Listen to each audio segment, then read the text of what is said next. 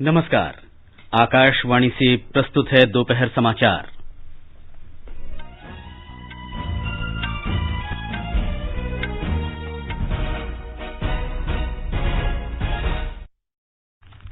प्रधानमंत्री नरेंद्र मोदी ने कहा, भारत स्वदेश में निर्मित 2 कोविड वैक्सीन के जरिए मानवता की रक्षा के लिए तैयार।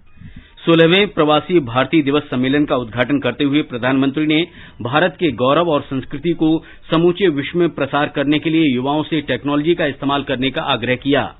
महाराष्ट्र के भंडारा जिला अस्पताल में आग लगने की घटना में 10 नवजात शिशुओं की मौत। देश में कोविड से स्वस्थ होने की दर 96.41% हुई। नेताजी सुभाष चंद्र बोस की 125वीं जयंती के आयोजन के लिए केंद्र सरकार ने उच्च स्तरीय समिति का गठन किया। और सिडनी में भारत के साथ तीसरे क्रिकेट टेस्ट मैच के तीसरे दिन ऑस्ट्रेलिया की दूसरी पारी में 2 विकेट पर 103 रन, भारत पर 197 रन की बढ़त।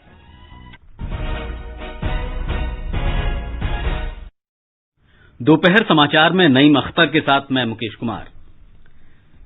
कोविड महामारी के खिलाफ देश एकजुट होकर लड़ रहा है। आप भी हमारे साथ सुरक्षा और बचाव के 3 आसान एहतियाती उपायों का संकल्प लें। मास्क पहनें, 2 गज दूरी है जरूरी, सुरक्षित दूरी बनाए रखें, हाथ और मुंह साफ रखें। और अब समाचार विस्तार से। प्रधानमंत्री नरेंद्र मोदी ने कहा है कि भारत स्वदेश में निर्मित 2 कोविड-19 टीकों से समूची मानवता की रक्षा करने को तैयार है। उन्होंने कहा कि भारत में निर्मित उत्पादों और उपायों से पूरे विश्व को फायदा होगा। 16वें प्रवासी भारतीय दिवस सम्मेलन का आज वर्चुअल तरीके से उद्घाटन करते हुए उन्होंने ये बात कही। उन देशों में भारत एक है। आज भारत एक नहीं बल्कि 2 made in India corona vaccine के साथ मानवता की सुरक्षा के लिए तैयार है। दुनिया की फार्मेसी होने के नाते दुनिया के हर जरूरतमंद तक जरूरी दवाएं पहुंचाने का काम भारत ने पहले भी किया है और आज भी कर रहा है। दुनिया आज सिर्फ भारत की वैक्सीन का इंतजार ही नहीं कर रही बल्कि दुनिया का सबसे बड़ा वैक्सीनेशन प्रोग्राम भारत कैसे चलाता है इस पर भी नजरें हैं। प्रधानमंत्री ने कहा कि प्रवासी भारतीयों ने कोविड-19 महामारी से निपटने में बड़ा योगदान दिया है। उन्होंने कहा कि पीएम केयर्स कोष में उनके योगदान से देश में स्वास्थ्य सेवाओं को सुदृढ़ करने में मदद मिली। और दुनिया के हर नेता काफी समय आप ही के गुणगान करता था। और ये बात जब मैं हमारे साथियों से बांटता था, हर किसी का मन खुशियों से भर जाता था, गौरव होता था। आपके संस्कार दुनिया के हर कोने में उजागर हो रहे हैं। कौन भारतीय होगा जिसको अच्छा न लगता होगा।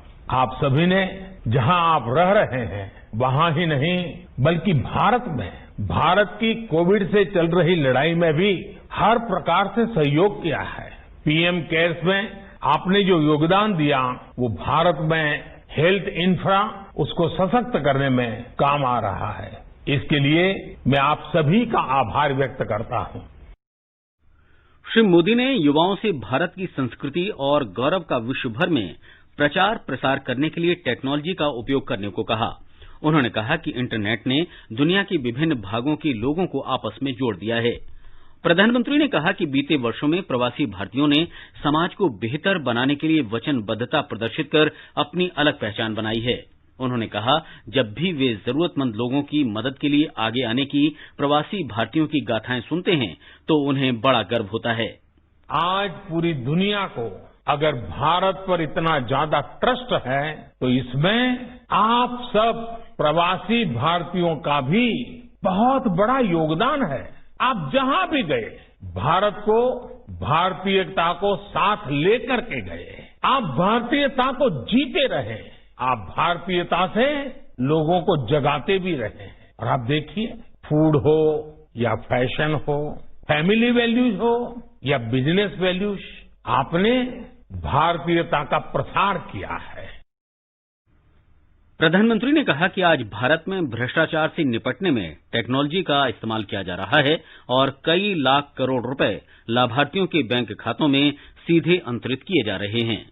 साथियों, भारत आज करप्शन को खत्म करने के लिए टेक्नोलॉजी का ज्यादा से ज्यादा इस्तेमाल कर रहा है। लाखों करोड़ों रुपए जो पहले तमाम कमियों की वजह से गलत हाथों में पहुंच जाते थे, वो आज सीधे लाभार्थी के बैंक खाते में पहुंच रहे हैं। आपने देखा होगा, भारत ने जो नई व्यवस्थाएं विकसित की हैं, उनकी कोरोना के इस समय में वैश्विक संस्थाओं ने भी भूरी भूरी प्रशंसा की है।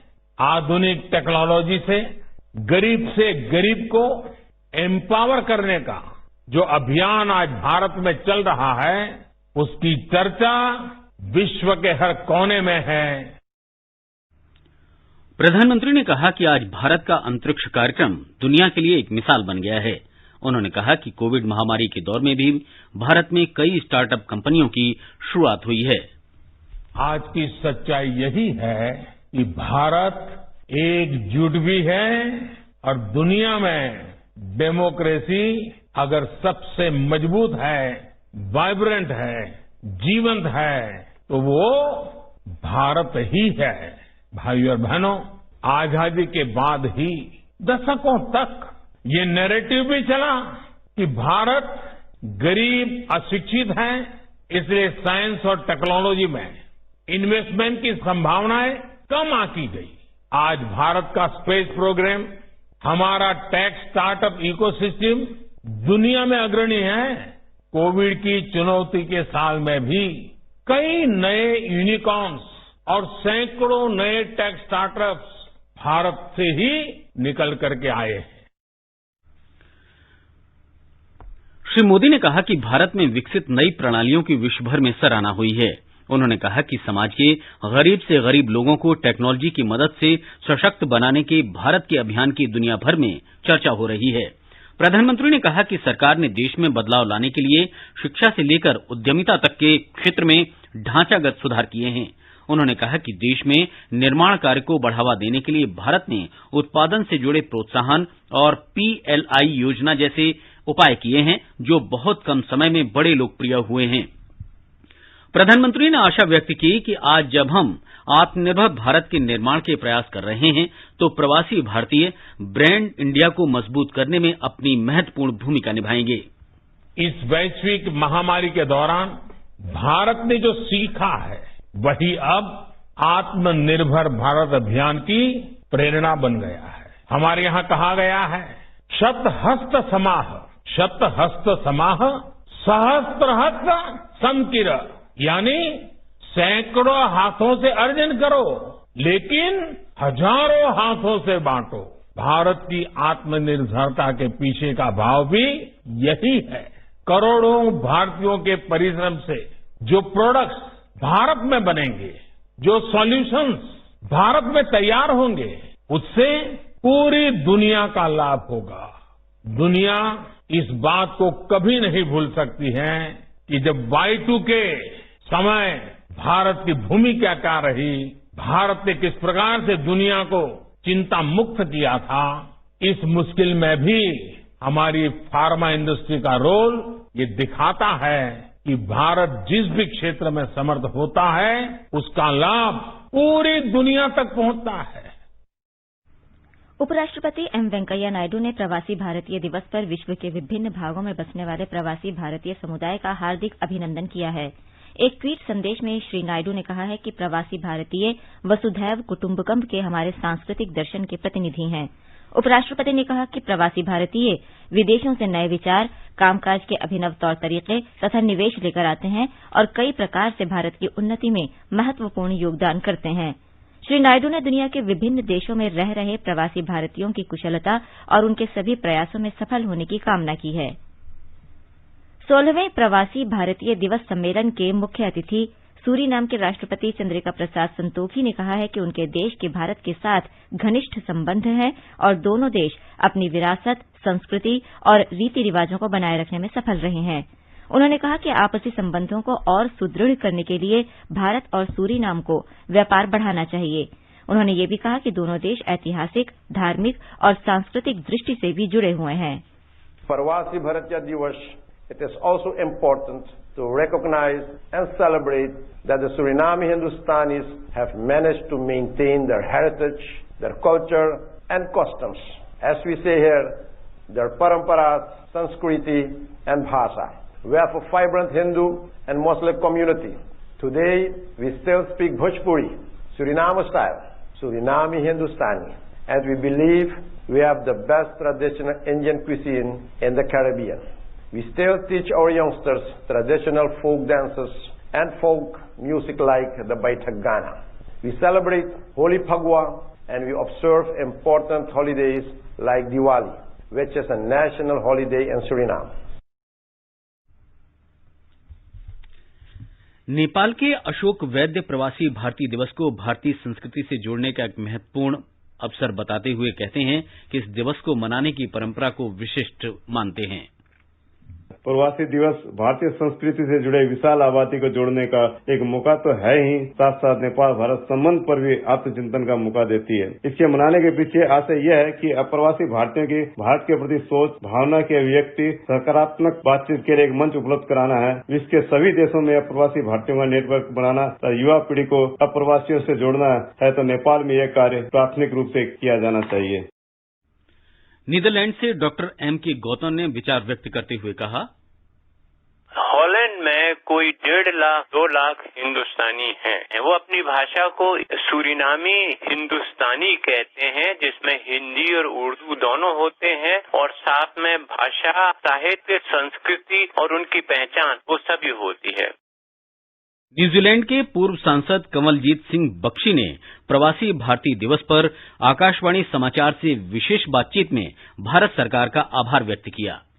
इस अवसर पर भारत सरकार के द्वारा विभिन्न लोगों को सम्मानित किया जाता है, जिनके कारणवश उनकी एडॉप्टेड होमलैंड और भारत वर्ष के बीच में बेहतर संबंध होते हैं। मैं उम्मीद करता हूं इसी प्रकार इन संबंधों को बेहतर बनाने में इनके द्वारा प्रयास जारी रहेंगे। इस वर्ष के जो व्यक्ति प्रवासी भारतीय सम्मान से सम्मानित किए जा रहे हैं, उन सबको मैं बहुत बहुत मुबारक देता हूं और उम्मीद करता हूं इसी प्रकार से वो आगे चलकर भी भारत और अपनी एडॉप्टेड होमलैंड के बीच में और संबंधों को बेहतर बनाने में कंट्रीब्यूट करेंगे।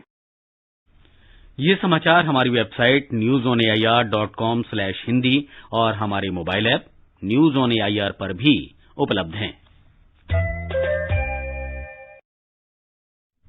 दोपहर समाचार में आपका फिर स्वागत है।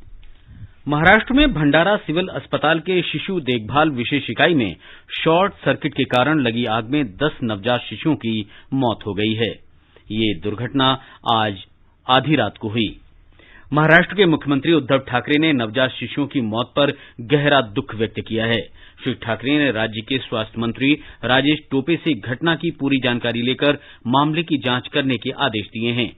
मुख्यमंत्री ने जिला अधिकारी और पुलिस अधीक्षक से भी बात की और उन्हें पूरे मामले की जांच करने को कहा। स्वास्थ्य मंत्री टोपे ने बताया कि इस वार्ड में कुल 17 नवजात शिशु भर्ती थे, जिनमें से 7 को बचा लिया गया है। मुख्यमंत्री ने प्रत्येक पीड़ित परिवार को 5-5 लाख रुपए का मुआवजा देने की घोषणा की है।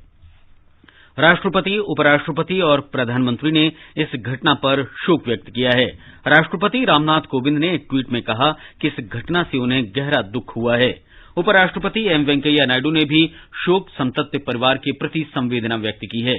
प्रधानमंत्री नरेंद्र मोदी ने इस घटना को हृदय विदारक बताया है। उन्होंने घायलों के जल्द स्वस्थ होने की भी कामना की है। गृहमंत्री अमित शाह ने भी इस दुर्घटना पर दुख व्यक्त किया है। गुजरात के पूर्व मुख्यमंत्री माधव सिंह सोलंकी का आज सुबह गांधीनगर में निधन हो गया। वो 94 वर्ष के थे। एक अनुभवी कांग्रेसी नेता और पूर्व विदेश मंत्री सोलंकी 4 बार गुजरात के मुख्यमंत्री रहे।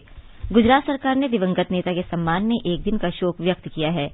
इस बीच मुख्यमंत्री विजय रूपानी ने अपना सरकारी कार्यक्रम स्थगित कर दिया है और श्री सोलंकी को श्रद्धांजलि देने के लिए कैबिनेट की बैठक बुलाने का फैसला किया है।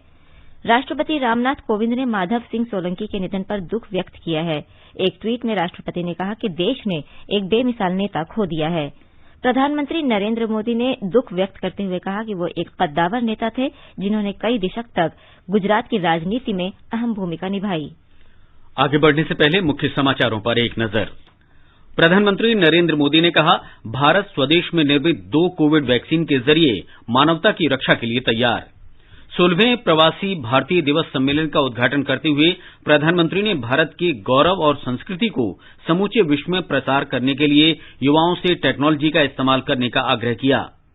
महाराष्ट्र के भंडारा जिला अस्पताल में आग लगने की घटना में 10 नवजात शिशुओं की मौत। देश में कोविड से स्वस्थ होने की दर 96.41% हुई।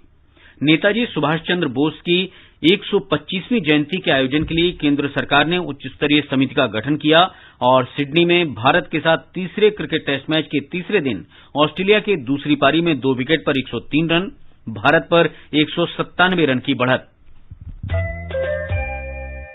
चलो मिलकर एक शुरुआत करें, चलो एक फैसला आज करें, मास्क नहीं तो टोकेंगे, कोरोना को रोकेंगे, चलो एक इरादा करते हैं, चलो कुछ वादा करते हैं, मास्क नहीं तो टोकेंगे, कोरोना को रोकेंगे।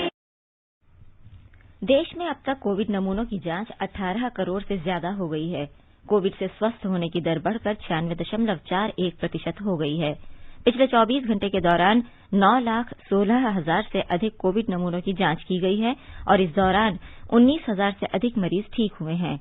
स्वास्थ्य मंत्रालय ने बताया कि स्वस्थ होने वालों की कुल संख्या बढ़कर 1,54,000 से अधिक हो गई है। संक्रमित मामलों की कुल संख्या में केवल 2.15% सक्रिय मामले ही शेष बचे हैं। फिलहाल देश में करीब 2,24,000 सक्रिय मामले हैं। पिछले 24 घंटे के दौरान 18,022 नए मामलों की पुष्टि हुई है। मंत्रालय के अनुसार देश में संक्रमण से होने वाली मृत्यु दर 1.45% रह गई है, जो विश्व में न्यूनतम दरों में से एक है। पिछले 24 घंटे के दौरान 228 लोगों की मौत के साथ ही मरने वालों की संख्या 1,50,798 हो गई है। मिजोरम में कोविड संक्रमण से अब तक 4,185 मरीज स्वस्थ हो चुके हैं और सक्रिय मामलों की संख्या सिर्फ 82 रह गई है। ठीक होने की दर बढ़कर 98.33% हो गई है। बिहार सरकार ने स्कूलों सहित सभी शैक्षणिक संस्थानों में कोरोना की औचक जांच करने का निर्देश दिया है। मुंगेरू के 2 सरकारी स्कूलों और गया जिले के एक स्कूल में कोविड के पॉजिटिव मामले सामने आने के बाद यह निर्णय लिया गया है। शिक्षा विभाग के प्रधान सचिव संजय कुमार ने कहा कि एक भी संक्रमण का पता लगने के बाद स्कूल बंद कर दिए जाएंगे। उन्होंने कहा कि शैक्षिक संस्थानों को कोविड प्रोटोकॉल का सख्ती से पालन करने के निर्देश दिए गए हैं। इस बीच राज्य में कोविड-19 के अब तक 2,50,447 मरीज संक्रमण से मुक्त हो गए हैं। आंध्र प्रदेश में पिछले 24 घंटे के दौरान कोविड के 319 मरीजों की पुष्टि हुई है, जबकि 308 व्यक्ति स्वस्थ हुए हैं। राज्य में अब तक कुल 8,84,490 लोग संक्रमित हुए हैं। तेलंगाना में पिछले 24 घंटे के दौरान कोविड के 298 नए मामले सामने आए हैं। राज्य में अब तक 2,89,000 से अधिक लोग संक्रमित हो चुके हैं। इस दौरान 474 मरीज स्वस्थ हुए हैं। राज्य में स्वस्थ होने की दर बढ़कर 97.79% हो गई है।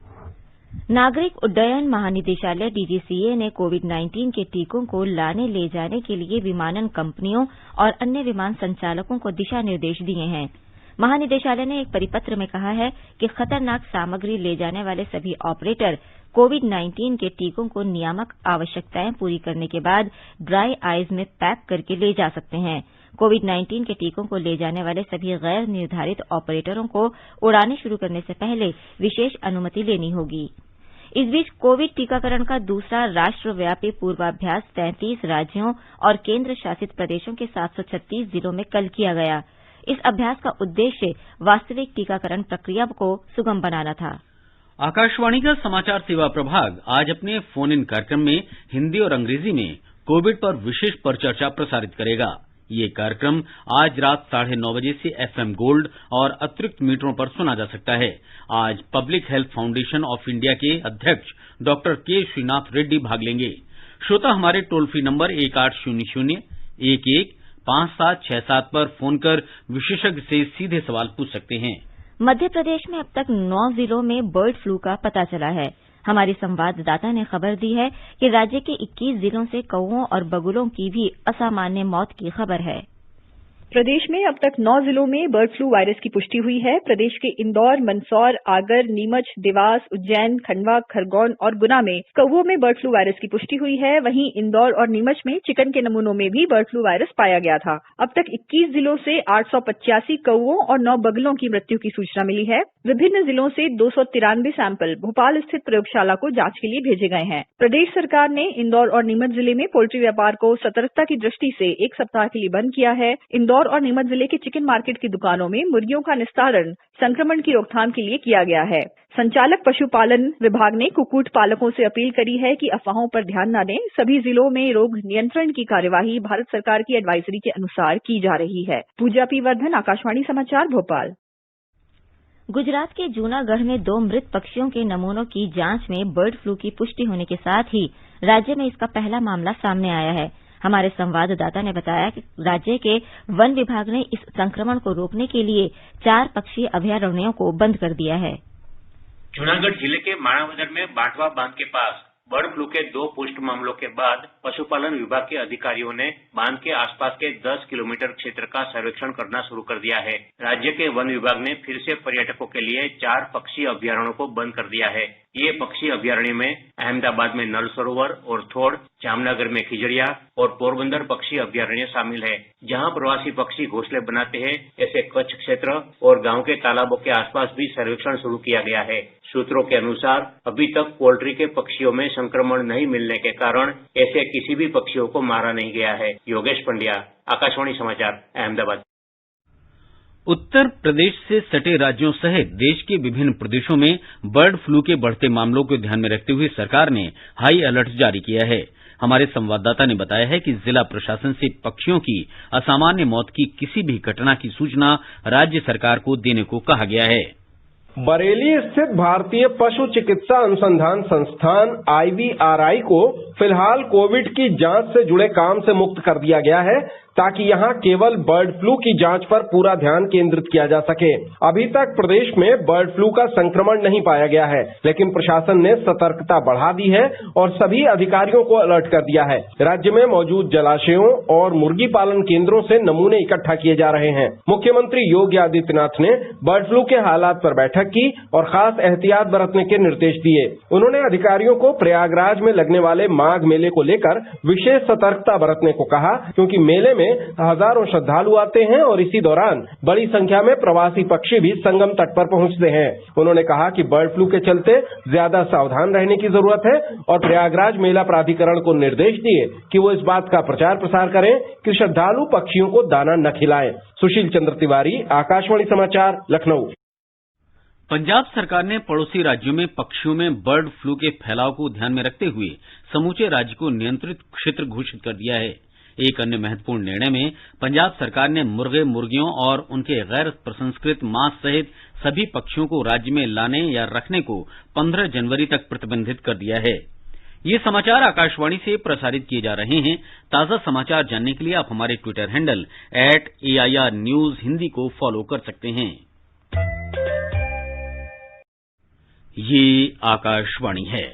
नेताजी सुभाष चंद्र बोस की 125वीं जयंती मनाने के लिए प्रधानमंत्री नरेंद्र मोदी की अध्यक्षता में एक उच्च स्तरीय समिति का गठन किया गया है। इस संबंध में आज अधिसूचना जारी कर दी गई है।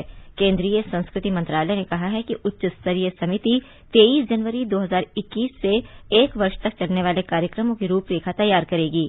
समिति के सदस्यों में प्रतिष्ठित नागरिक, इतिहासकार, लेखक, विशेषज्ञ और नेताजी सुभाष चंद्र बोस के परिवार के सदस्यों के साथ साथ आजाद हिंद फौज से जुड़े प्रतिष्ठित व्यक्ति शामिल होंगे।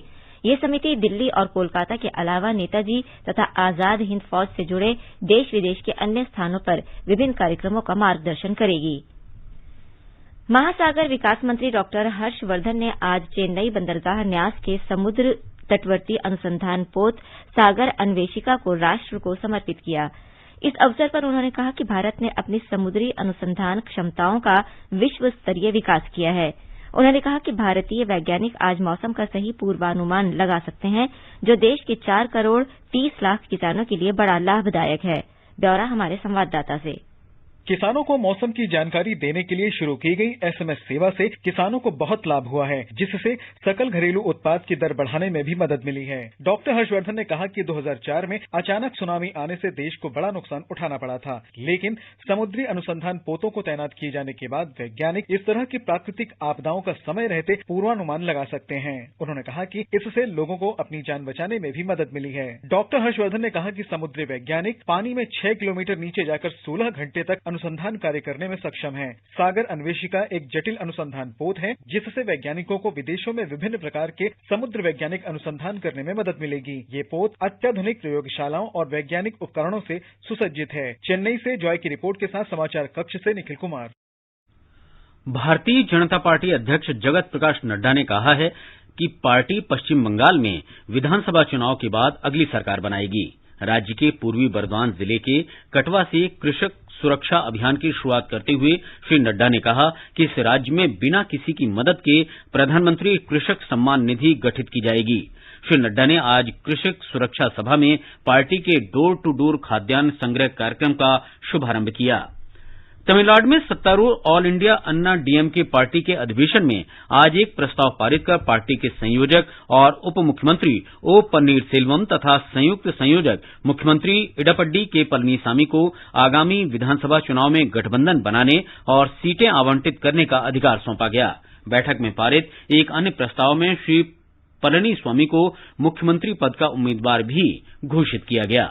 आकाशवाणी का समाचार सेवा प्रभाग वार्षिकी श्रृंखला के अंतर्गत पिछले वर्ष की महत्वपूर्ण झलकियां प्रस्तुत कर रहा है। इसके अंतर्गत आज हम विकास के आकांक्षी जिलों में नागरिकों का जीवन स्तर ऊंचा करने के प्रयासों पर एक रिपोर्ट प्रस्तुत कर रहे हैं। इस कार्यक्रम की शुरुआत जनवरी 2018 में की गई थी। इसके अंतर्गत देश के कम विकसित 112 जिलों के सामाजिक आर्थिक स्थिति में सुधार के लिए योजनाएं लागू की गईं। इस योजना को लागू करने में दिसंबर 2019 में प्रधानमंत्री नरेंद्र मोदी ने एक समारोह में विकास के आकांक्षी जिलों से जुड़े कार्यक्रम का महत्व का उल्लेख किया था।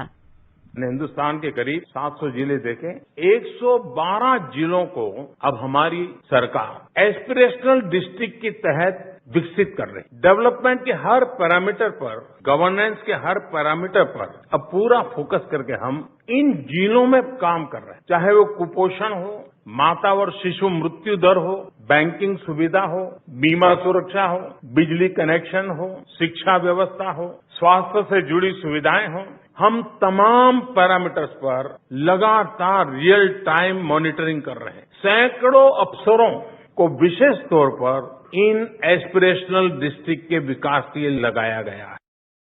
इस बारे में पेश है हमारे संवाददाता की ये रिपोर्ट। लोगों के जीवन स्तर में सुधार और देश में समावेशी विकास सुनिश्चित करने के उद्देश्य से आकांक्षी जिला कार्यक्रम के तहत इस बात पर ध्यान दिया जा रहा है कि आगे बढ़ रहे देश की अर्थव्यवस्था में लोगों की भागीदारी बढ़े। स्वास्थ्य और पोषण, शिक्षा, कृषि और जल संसाधन, वित्तीय समावेशन और कौशल विकास और आधारभूत संरचना जैसे क्षेत्रों को इस कार्यक्रम के फोकस में रखा गया है। आकांक्षी जिलों को प्रतिस्पर्धी और सहकारी संघवाद की भावना को ध्यान में रखते हुए पहले अपने राज्य में ही बेहतर करने वाले जिलों से आगे बढ़ने और फिर राष्ट्र स्तर पर सबसे बेहतर बनने के लिए प्रोत्साहित किया जा रहा है। इन 112 जिलों में विकास की स्थिति मापने के लिए 49 प्रदर्शन सूचक चिन्हित किए गए हैं। नीति आयोग इन जिलों में हो रहे विकास को देखकर हर महीने सभी जिलों की रैंकिंग करती है। पिछले साल नवंबर महीने में झारखंड का रामगढ़ जिला सभी आकांक्षी जिलों में बेहतर प्रदर्शन करने वाला क्षेत्र था, जबकि कर्नाटक का यादगीर दूसरे और महाराष्ट्र का गढ़चिरौली जिला तीसरे स्थान पर था। दुमका और साहिबगंज जिले भी सबसे बढ़िया प्रदर्शन करने वाले 5 जिलों में शामिल हैं। इस कोविड महामारी के समय नीति आयोग के द्वारा इन जिलों में संक्रमण रोकने के लिए और लोगों तक मास्क और सैनिटाइजर और अन्य सुविधाएं पहुंचाने के लिए कई प्रयास किए गए। दिवाकर, आकाशवाणी समाचार, दिल्ली। सिडनी में भारत के साथ तीसरे क्रिकेट टेस्ट के तीसरे दिन का खेल समाप्त होने तक ऑस्ट्रेलिया ने दूसरी पारी में 2 विकेट पर 103 रन बनाए। पहली पारी में 94 रन की बढ़त के साथ ऑस्ट्रेलिया की कुल बढ़त 197 हो गई है। इससे पहले भारत की टीम आज पहली पारी में 244 रन पर सिमट गई। भारत ने आज पहली पारी में कल के 2 विकेट पर 96 रन से आगे खेलना शुरू किया था। अंत में मुख्य समाचार एक बार फिर। प्रधानमंत्री नरेंद्र मोदी ने कहा, भारत स्वदेश में निर्मित 2 कोविड वैक्सीन के जरिए मानवता की रक्षा के लिए तैयार। 16वें प्रवासी भारतीय दिवस सम्मेलन का उद्घाटन करते हुए प्रधानमंत्री ने भारत के गौरव और संस्कृति को समूचे विश्व में प्रसार करने के लिए युवाओं से टेक्नोलॉजी का इस्तेमाल करने का आग्रह किया। महाराष्ट्र के भंडारा जिला अस्पताल में आग लगने की घटना में 10 नवजात शिशुओं की मौत। देश में कोविड से स्वस्थ होने की दर 96.41% हुई। नेताजी सुभाष चंद्र बोस की 125वीं जयंती के आयोजन के लिए केंद्र सरकार ने उच्च स्तरीय समिति का गठन किया। इसके साथ ही दोपहर समाचार का ये अंक समाप्त हुआ। नमस्कार।